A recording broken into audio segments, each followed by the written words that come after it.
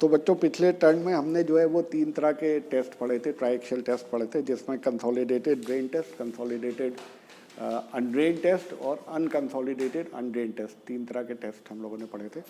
तो ये तीनों test exam point of view से भी इम्पॉर्टेंट है और शेयर स्ट्रेंथ ऑफ सॉइल को जानने के लिए भी इम्पॉर्टेंट है। और आज जो है हम ट्राइएक्सियल टेस्ट की एक स्पेशल कंडीशन होती है जिसमें हम जो सेल प्रेशर होता है वो ज़ीरो कर देते हैं, मतलब सिग्मा 3 की वैल्यू हम जीरो कर देते हैं। जब सिग्मा 3 की वैल्यू जीरो कर देते हैं तो क्या होता है कि जो सिलेंडर होता है जिससे हम सेल प्रेशर लगाते थे वाटर का, उसकी ज़रूरत ही ख़त्म हो जाती है। तो हमें क्या करना पड़ेगा, जो 2 स्टेज में टेस्ट होता था अब एक स्टेज में टेस्ट होगा, सिग्मा 3 जीरो हो गया तो हमको सिर्फ और सिर्फ सिग्मा डी लगाना पड़ेगा, डेविएटर स्ट्रेस लगानी पड़ेगी जिस पे वो फेल होगा।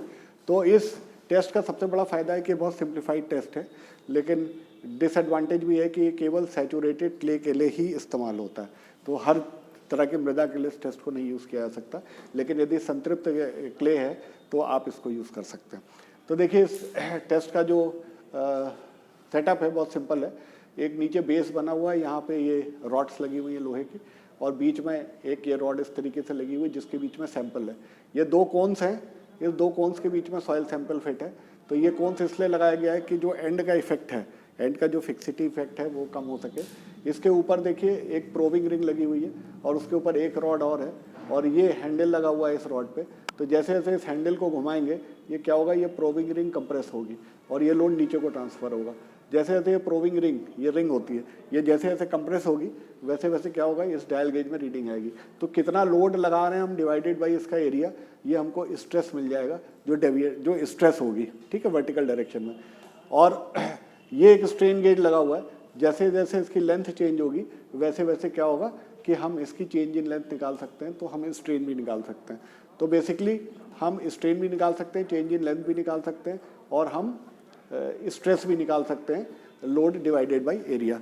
एक पर्टिकुलर लोड ऐसा आएगा जिस पे सॉइल फेल कर जाएगी। जब फेल कर जाएगी तो ये प्रोबिंग रिंग में जो मीटर लगा ये मैक्सिमम पे पहुंच के रुक जाएगा या बैक आ जाएगा। तो वो पर्टिकुलर रीडिंग हम नोट कर लेंगे, और वो पर्टिकुलर रीडिंग जो है हमको डिवाइडेड बाई एरिया हमको डेविएटर स्ट्रेस देगी। तो अब हमको क्या करना है, जो सिग्मा 1 था वो क्या होता था, sigma D deviator stress plus sigma 3।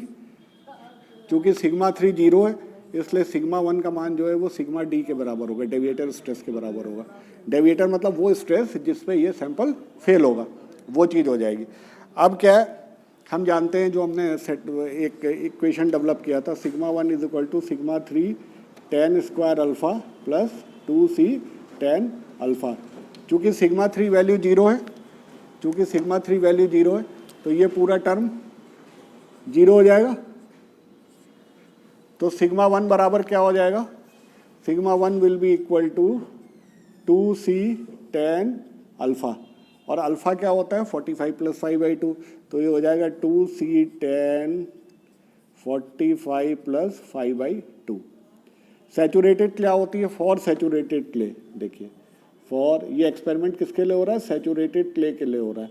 तो फॉर सैचुरेटेड क्ले के लिए क्या होता है, फाई का मान 0 होता है, ठीक। तो फाई 0 हो जाएगा तो क्या हो जाएगा, ये हो जाएगा 2c tan 45, और tan 45 का मान होता है 1, तो ये हो जाएगा 2c। तो सिग्मा 1 बराबर क्या हो जाएगा 2c, सिग्मा 1 का मान कितना हो जाएगा 2c, ठीक। और सिग्मा 1 क्या है, सिग्मा 1 क्या है, सिग्मा 1 जो है डेविएटर स्ट्रेस है, this is nothing but deviator stress, sigma D के बराबर है, ठीक है। तो अगर हम कोहेशन निकालना चाहें तो ये बराबर क्या हो जाएगा, sigma D deviator stress divided by 2। तो जितनी डेविएटर स्ट्रेस लग रही है, जितनी ये स्ट्रेस लग रही है जिस पे फेल हो रहा है उसका आधा आप कर देंगे तो आपको कोहेशन मिल जाएगा। अब देखिए शेयर स्ट्रेंथ ऑफ सॉइल क्या होती है, शेयर स्ट्रेंथ ऑफ सॉइल क्या होती है, शेयर स्ट्रेंथ ऑफ सॉइल होती है tau is equal to c plus sigma tan phi, ये होती है tau is equal to c plus sigma tan phi. तो सिग्मा चूँकि ये कोहेशनलेस सॉइल है तो ये टर्म फाई 0 हो जाएगा, तो ये पूरा टर्म 0 हो जाएगा। तो टाउ जो शेयर स्ट्रेंथ होगी that will be equal to C, और सी बराबर क्या है सिग्मा डी बाई 2, तो दैट इज डेविएटर स्ट्रेस बाई 2। तो जितना डेविएटर स्ट्रेस लग रहा है उसका अगर आप आधा कर देंगे तो आपको शेयर स्ट्रेंथ मिल जाएगी। और कई बार सिग्मा डी को क्यू यू भी लिखते हैं, क्यू यू बाई टू, जहाँ पे ये क्यू यू क्या होता है, क्यू यू क्या होता है, अनकन्फाइंड कंप्रेसिव स्ट्रेस। तो ये कहलाता है अनकन्फाइंड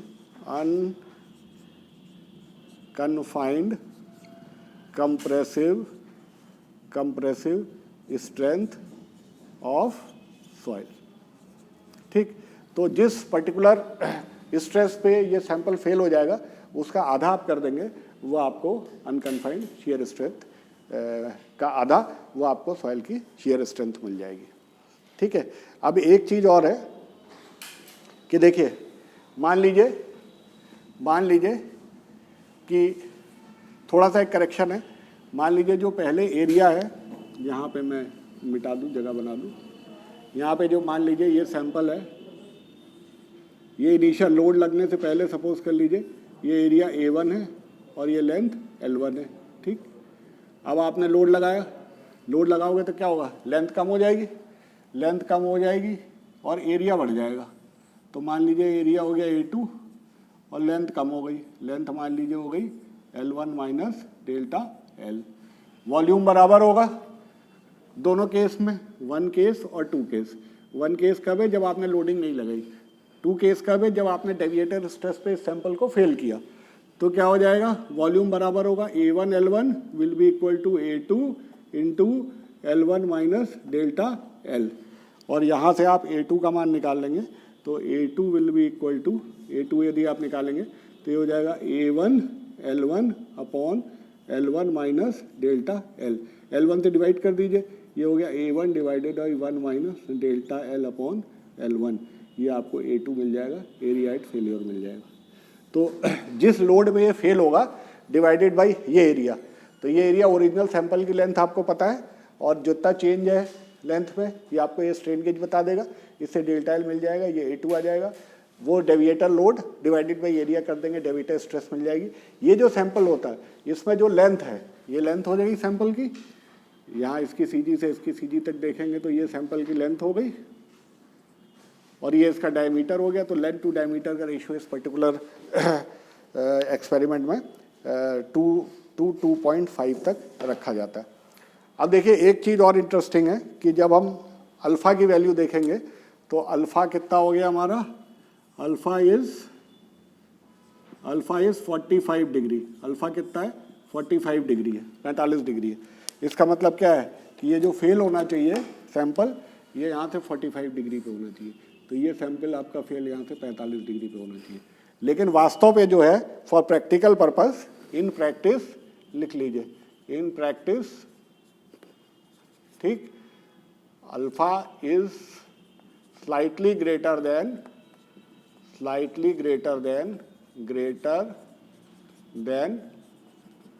45 डिग्री। ये 45 डिग्री से थोड़ा सा ज़्यादा होता है, लेकिन ये फेल्योर पॉइंट लगभग 45 डिग्री पे होता है।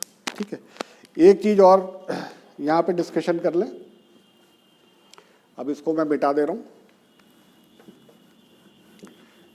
जो अनकन्फाइंड कंप्रेसिव स्ट्रेंथ होती है, इसका एक बहुत बड़ा दूसरा यूज़ होता है कि इससे हम मृदा की सेंसिटिविटी को पता कर सकते हैं। ठीक है, तो सेंसिटिविटी ऑफ सॉइल को मेज़र करने के लिए अनकन्फाइंड कंप्रेशन टेस्ट यूज़ होता है।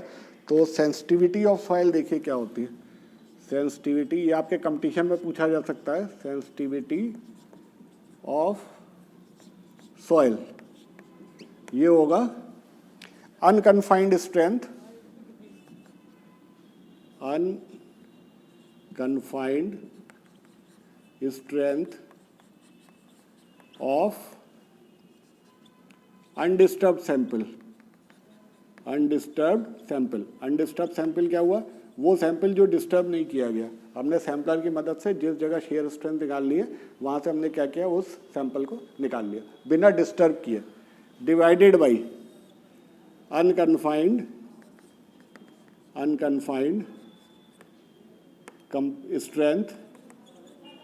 स्ट्रेंथ ऑफ रीमोल्डेड सॉइल या क्ले। ठीक है, तो हमने क्या किया कि एक क्ले का सैंपल लिया जिसे डिस्टर्ब नहीं किया, और उस क्ले का उसकी हमने अनकन्फाइंड शेयर स्ट्रेंथ निकाल ली इस अनकन्फाइंड कंप्रेसिव स्ट्रेंथ इक्विपमेंट से।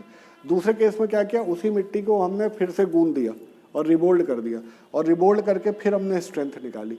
तो यूजुअली जब सॉइल को आप रिमोल्ड कर देते हैं, उसको शेप को चेंज कर देते हो, फिर से उसे इस सैंपल पे लगाएंगे तो उसकी स्ट्रेंथ कम हो जाती है। तो देखिए जितनी इसकी स्ट्रेंथ कम होगी, जितनी रिमोल्डेड सॉइल की कन्फाइंड स्ट्रेंथ कम होगी, उतनी ये वैल्यू ज़्यादा होगी, उतनी ही वो सेंसिटिव सॉइल होगी।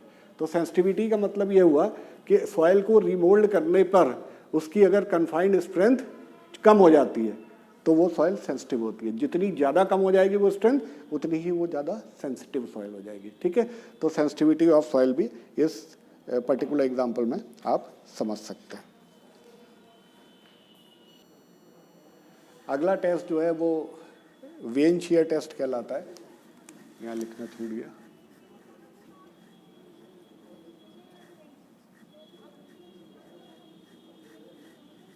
वेन शियर टेस्ट, इस टेस्ट की खूबी ये है कि एक लौता टेस्ट है जो एक फील्ड टेस्ट है, मतलब फील्ड पे हम शियर स्ट्रेंथ ऑफ सॉइल को निकाल सकते हैं।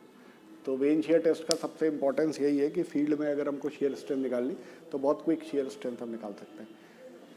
ये वेन्स मतलब ब्लेड्स होता है, तो ये इस तरीके के 4 ब्लेड्स होते हैं, तो ये एक दूसरे के परपेंडिकुलर डायरेक्शन में होते हैं और एक रॉड से कनेक्टेड होते हैं। रॉड के ऊपर एक अटैचमेंट और लगा होता है जिसके अंदर स्प्रिंग अटैचमेंट होता है, और उस स्प्रिंग अटैचमेंट के ऊपर एक हैंडल होता है। जिस हैंडल को आप घुमाते हैं तो उस हैंडल के थ्रू एक कनेक्टेड स्प्रिंग होता है जो घूमता है, और उसके साथ एक कनेक्टेड वेन घूमता है। तो बेसिक पर्पज़ ये ऊपर के अटैचमेंट का जो स्प्रिंग अटैचमेंट है उसका ये होता है कि कितना हम टॉर्क लगा रहे हैं, वो स्प्रिंग की अगर हमको स्टिफनेस पता है तो उस स्टिफनेस और एंगल ऑफ ट्विस्ट की मदद से हम टॉर्क निकाल सकते हैं कि कितना टॉर्क आप समझ रहे हैं, कितना आघूर्ण हम इस पर लगा रहे हैं। ठीक है, अब क्या करते हैं, ये पहले ये देख लें कि क्या इसकी लिमिटेशन है। सबसे लिमिटेशन इसकी 3-4 लिमिटेशन है। पहली बात तो नो कंट्रोल ओवर ड्रेनेज। जिस तरह बॉक्स शियर टेस्ट में कोई ड्रेनेज का कंट्रोल नहीं था, वेन शियर टेस्ट में भी कोई कंट्रोल नहीं होता।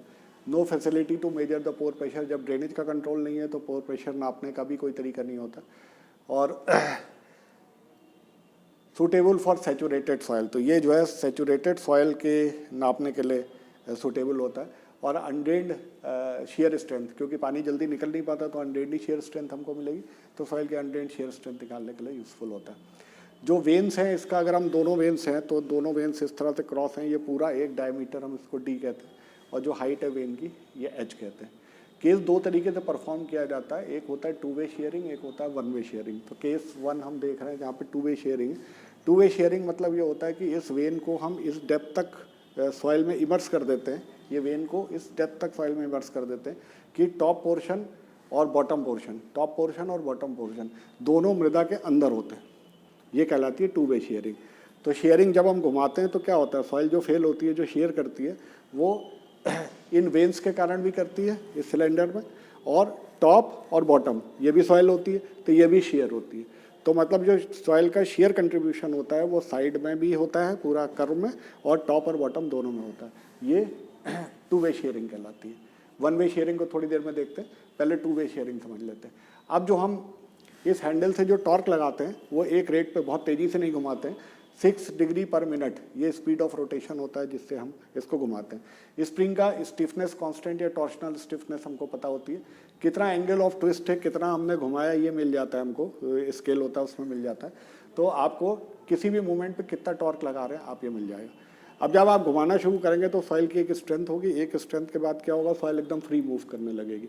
तो आप जितना मैक्सिमम टॉर्क लगाओगे वो एक रीडिंग इस यहाँ पे एक इस तरह का स्केल होता है, यहाँ पे एक इस तरह का स्केल होता है जिस पे रीडिंग आपको मिल जाएगी कि मैक्सिमम कितना टॉर्क आपने लगाया है, जिस पे अब सॉइल फ्री हो गई। तो वो हम एंगल ऑफ ट्विस्ट निकाल सकते हैं और इसकी सहायता से हम टॉर्क को निकाल सकते हैं। अब देखिए जो सॉइल की शेयर स्ट्रेंथ हो रही है वो किस वजह से हो रही है, वो इन साइड्स में जो सॉइल है उसकी शेयर स्ट्रेंथ है और टॉप और बॉटम में शेयर स्ट्रेंथ है। तो देखिए अगर हम सॉइल की शेयर स्ट्रेंथ को टाउ मान लें तो जो पहला टॉर्क रेजिस्टेंस होगा, रजिस्टिव टॉर्क, ये रजिस्टिव टॉर्क है, सॉइल क्या क्या रजिस्ट कर रही है। ठीक है, ये अप्लाइड टॉर्क है, यहाँ पे आप टॉर्क अप्लाई कर रहे हैं, this is the applied torque and this is the resistive torque, resistive torque. ठीक, तो देखिए क्या हुआ, अगर इस सिलेंडर का एरिया देखें तो क्या होगा, इस सिलेंडर का एरिया देखें तो क्या होगा, it will be pi D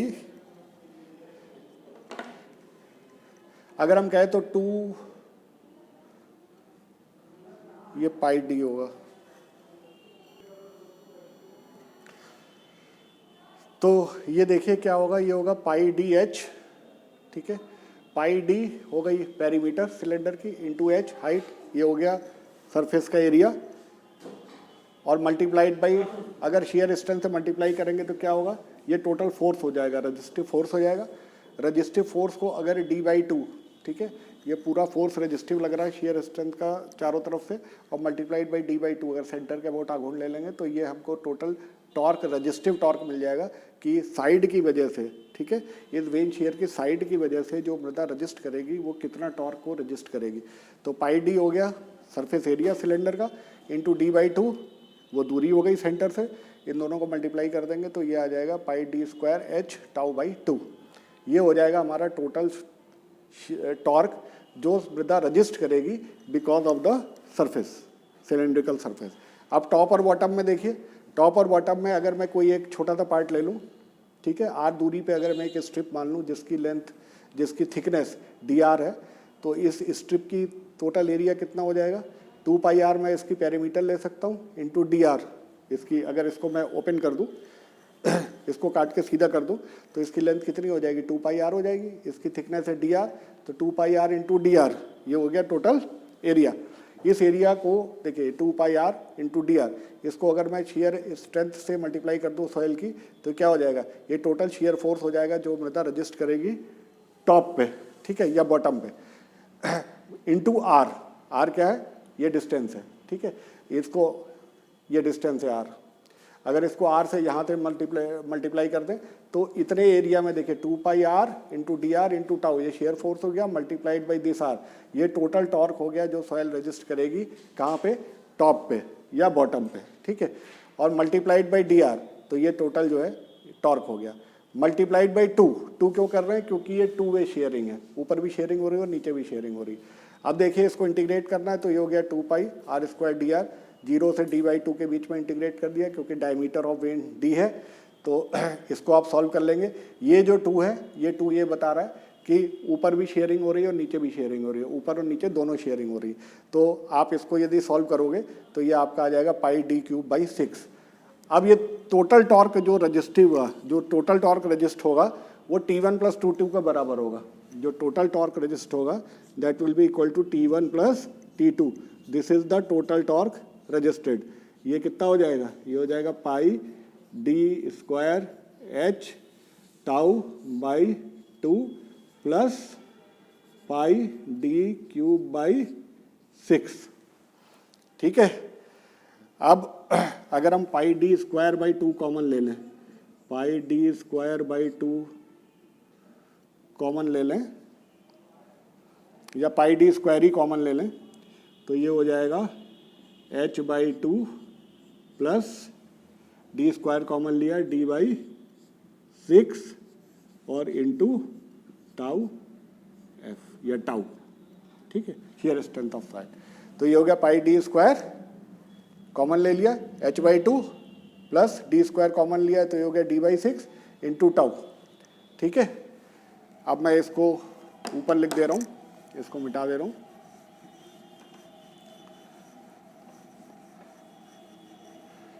तो टोटल टॉर्क जो हो गया T will be equal to πd² h/2 plus d/6 into tau. तो शेयर स्ट्रेंथ ऑफ सॉइल कितनी हो गई, शेयर स्ट्रेंथ ऑफ सॉइल हो गई कितनी, T/πd² ब्रैकेट में h/2 प्लस d/6, ठीक है, ये शेयर स्ट्रेंथ ऑफ सॉइल हो गई। तो बेसिकली जो डायमीटर है वेन का, ये बहुत छोटे वेन्स होते हैं, तो ये सेंटीमीटर्स में होते हैं, बहुत ज़्यादा बड़े वेन्स नहीं होते, छोटे वेन्स होते हैं। और ये है कि जो रॉड होती है वो भी छोटी होती है, लेकिन रॉड को एक्सटेंड करके हम बड़ा कर सकते हैं, और जिस भी पॉइंट पे हमें स्ट्रेंथ निकालनी है उस पॉइंट पे हम ये वेन शेयर को, टेस्ट इक्विपमेंट को अंदर पियर्स कर देते हैं और फिर रोटेट करते हैं जब तक वो फ्री तरह से घूमने ना लग जाए। तो अगर केवल टॉप और बॉटम दोनों में शेयरिंग हो रही है तो हमको टॉर्क पता है जो कि यहाँ से हमको मिल जाएगा, इस रीडिंग से मिल जाएगा। हमको डायमीटर ऑफ वेन, ये आप खरीदोगे तो इसमें डायमीटर और हाइट दोनों दी होंगी, तो आप सीधे इस फॉर्मूले को रख दोगे तो ये आपकी शेयर स्ट्रेंथ निकल जाएगी। तो ये बहुत आसान तरीका होता है, सबसे आसान तरीका होता है, और बहुत ही क्विकली आप undrained strength, shear strength of soil को आप निकाल सकते हैं। दूसरा मेथड, दूसरा तरीका क्या होता है कि मान लीजिए ये केस हो सकता है जब ये ब्लेड पूरी तरह से इमर्स ना हो, ये ब्लेड पूरी तरह से इमर्स ना हो, मतलब ये ब्लेड यहीं तक आ रहा हो, सपोज कर लीजिए, या ये एकदम यहीं तक आ रहा हो, सपोज कर लीजिए, ठीक है, ये ब्लेड यहीं तक आ रहा हो, तो क्या होगा, आपकी जो हाइट है वो कम हो जाएगी। तो मान लीजिए अगर ये हाइट, इसको भी थोड़ा मिटा दूं,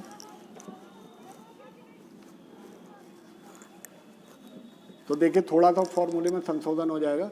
अगर ये हाइट मान लूँ h1, तो पहली बात तो अब सॉइल ये है, दूसरे केस में सॉइल यहाँ है, मतलब कुछ पोर्शन वेन का बाहर निकल रहा है, पूरा वेन अंदर नहीं है। तो वेन शेयर टेस्ट का जो वेन्स है, ब्लेड्स हैं, वो पूरी तरह अंदर नहीं है, आधे ही अंदर है। तो आपका जो शेयर स्ट्रेंथ होगा वो थोड़ा सा मॉडिफाई हो जाएगा, वो T torque upon pi D square ये सेम रहेगा, H की जगह हो जाएगा H1/2 प्लस, अब चूंकि बॉटम पे केवल शेयरिंग हो रही है, या बॉटम पे सॉइल का शेयर स्ट्रेंथ हम कंसीडर कर रहे हैं, टॉप पे शेयर स्ट्रेंथ नहीं कंसीडर कर रहे क्योंकि टॉप पूरा सॉइल में एम्बेडेड नहीं है, तो ये इसका आधा हो जाएगा, दैट विल बी D/12। तो इस तरह से आप शेयर स्ट्रेंथ निकाल लेंगे। तो ये कब होगा, जब शेयरिंग वन वे होगी, तो it is for one way sharing, ठीक है, वन वे शेयरिंग। तो अगर एक शेयर वन वे शेयरिंग हो रही है, मतलब केवल बॉटम शेयरिंग में पार्टिसिपेट कर रहा है और पार्ट ऑफ साइड कर रही है, तो ये फार्मूला हो जाएगा। और अगर टॉप और बॉटम दोनों शेयरिंग में पार्टिसिपेट कर रही है, तो ये फार्मूला हो जाएगा। तो वेन शेयर टेस्ट आपके एग्जाम में पूछा जा सकता है, ये बहुत सिंपल टेस्ट है। आपसे ये पूछा जा सकता है, या ये इस तरह से पूछा जा सकता है कि अगर मृदा की आपको शेयर स्ट्रेंथ निकालनी है फील्ड में, तो आप कौन सा मेथड यूज़ करेंगे, तो वेन शेयर यूज़ करेंगे। ये मैंने आपको फार्मूला भी बता दिया, फार्मूला डिराइव करके भी बता दिया। दूसरा फार्मूला डिराइव नहीं किया लेकिन एकदम सेम है, आप दो का मल्टीप्लाई मत कीजिएगा, इसमें सिर्फ एक ही का मल्टीप्लाई कीजिएगा, क्योंकि बॉटम पोर्शन शेयर कर रहा है, तो आपको ये डेरिवेशन भी आ जाएगा, ठीक है। तो इस तरीके से बच्चों ये वेन शेयर टेस्ट का जो टॉपिक है वो ख़त्म होता है। तो शेयर स्ट्रेंथ पे हमने जो आपके 3-4 टेस्ट देख लिए, हमने बॉक्स शेयर टेस्ट देख लिया, हमने आपका ट्राई-एक्सियल टेस्ट देख लिया, अनकन्फाइंड शेयर स्ट्रेंथ टेस्ट देख लिया और वेन शेयर टेस्ट देख लिया। तो इन चारों टेस्ट में कोई ना कोई आपके एग्जाम में ज़रूर आएगा। हमने मोअर कूलम्स थ्योरी देख ली शेयर फेल्योर की, और हमने ये भी देख लिया कि शेयर इन्वेलप क्या होता है, हमने ये देख लिया फेल्योर प्लेन क्या होता है, फेल्योर इन्वेलप क्या होता है। तो इतनी चीज़ों के साथ ही ये पूरा शेयर स्ट्रेंथ का जो टॉपिक है हमारा पूरा हो गया। और इसके बाद जो नेक्स्ट चैप्टर हम लेंगे वो लेंगे bearing capacity of soil. Thank you very